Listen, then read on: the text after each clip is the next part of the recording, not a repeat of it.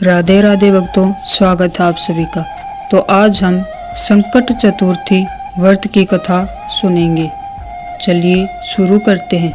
एक समय की बात है जब विष्णु भगवान का विवाह लक्ष्मी जी के साथ निश्चित हो गया। विवाह की तैयारियां होने लगी। सभी देवी देवताओं को निमंत्रण भेजे गए, परंतु गणेश जी को निमंत्रण नहीं दिया। अब भगवान विष्णु की बारात जाने का समय आ गया। सभी देवता अपनी पत्नियों के साथ विवाह समारोह में आए। उन सब ने देखा कि गणेश जी कहीं दिखाई नहीं दे रहे हैं। तब वे आपस में चर्चा करने लगे कि क्या गणेश जी को न्योता नहीं दिया या स्वयं गणेश जी ही नहीं आए। सभी को इस बात पर आश्चर्य होने लगे। तब भी सबने विचार किया कि विष्णु भगवान से ही इसका कारण पूछा जाए। विष्णु भगवान से पूछने पर उन्होंने बताया कि हमने गणेश जी के पिता भोलेनाथ महादेव को न्योता भेजा है। यदि गणेश जी अपने पिता के साथ आना चाहते तो आ जाते। अलग से न्योता देने की कोई आवश्यकता भी नहीं थी। दूसरी बात यह है कि उनको 1.25 मन मूंग, 1.25 मन चावल, 1.25 मन घी और 1.25 मन लड्डू का भोजन दिन भर में चाहिए। यदि गणेश जी नहीं आएंगे तो कोई बात नहीं, दूसरे के घर जाकर इतना सारा खाना पीना अच्छा भी नहीं लगता। इतनी वार्ता कर ही रहे थे कि किसी एक ने सुझाव दिया कि यदि गणेश जी आ भी जाएं तो उनको द्वारपाल बनाकर बिठा देंगे कि आप घर की याद रखना। आप तो चूहे पर बैठकर धीरे धीरे चलोगे तो बारात से बहुत पीछे रह जाओगे।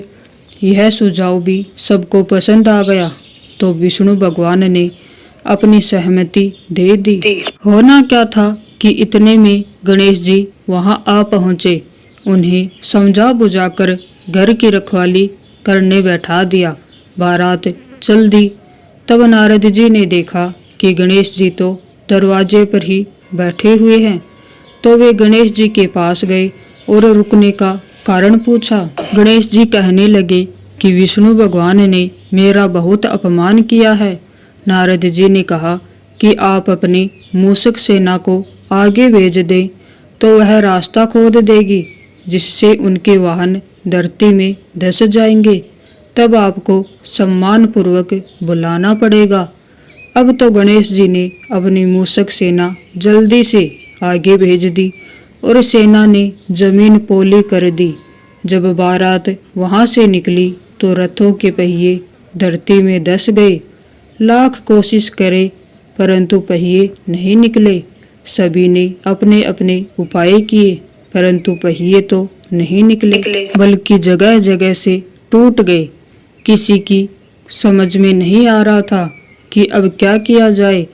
तब नारद जी ने कहा, आप लोगों ने गणेश जी का अपमान करके अच्छा नहीं किया। यदि उन्हें मनाकर लाया जाए तो आपका कार्य सिद्ध हो सकता है और यह संकट टल सकता है। शंकर भगवान ने अपने दूत नंदी को भेजा और वे गणेश जी को लेकर आए। गणेश जी का आदर सम्मान के साथ पूजन किया। तब कहीं रथ के पहिए निकले।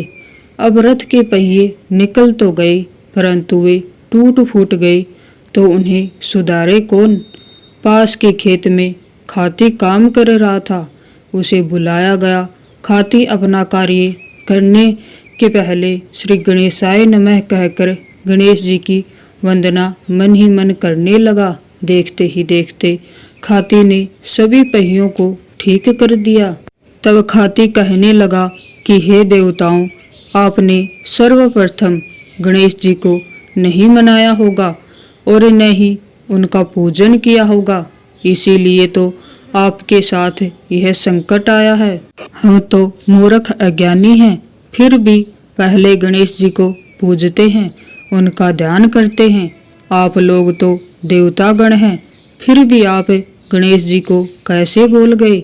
अब आप लोग भगवान श्री गणेश जी की जय बोलकर जाएं तो आपके सब काम बन जाएंगे और कोई संकट भी नहीं आएगा। ऐसा कहते हुए बारात वहां से चल दी और विष्णु भगवान का लक्ष्मी जी के साथ विवाह संपन्न हो गया और सभी सकुशल घर लौट गए। हे गणेश जी महाराज, आपने विष्णु जी को जैसे काज पूरा करिया ऐसे सभी का काज सिद्ध करना। जय हो गणेश जी महाराज की।